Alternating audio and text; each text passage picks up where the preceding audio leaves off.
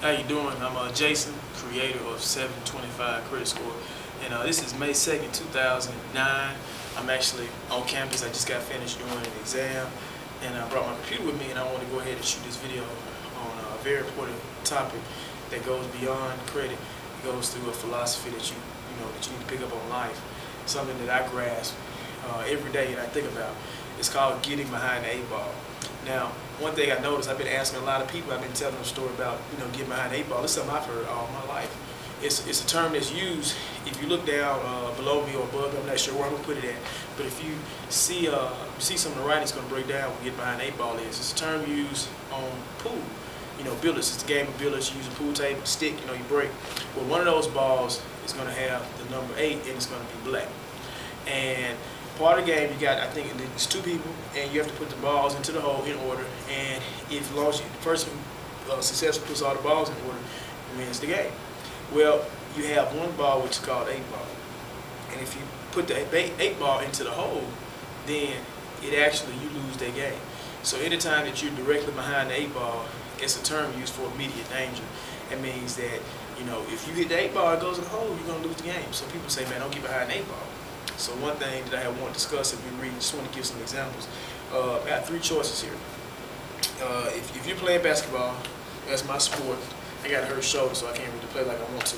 But if you are playing basketball and you're at halftime, you got 3 options. Would you rather be down by 30 points, you rather be tired, or would you rather be up by 30 at halftime? Well, I think everybody's gonna say they want to be up by 30 points at halftime because it makes the second half a whole lot easier. Almost guaranteed a victory because it's really tough to come back from a 30-point lead at halftime. Well, we're gonna think about that as far as getting behind the 8-ball and how that's gonna relate. I'll give you a quick example. Well, if you're tired, you're really in a good situation. Gives you an opportunity to see, where you messed up, you made mistakes, you're almost at square one. So it means that whoever plays the second half is going to win. You need to put forth a great effort, to win the game. But it's just whoever puts in the better effort at that point is going to win. If you're up by 30, you can have a terrible second half, but because you put the hard work and desire in within the first half, you can slack off a little bit and still guarantee the victory. Now, if you're down by 30 points, that means that you have to work the hardest now because you allow yourself to be able to be down during the first half. You might have made some mistakes that were not easily corrected.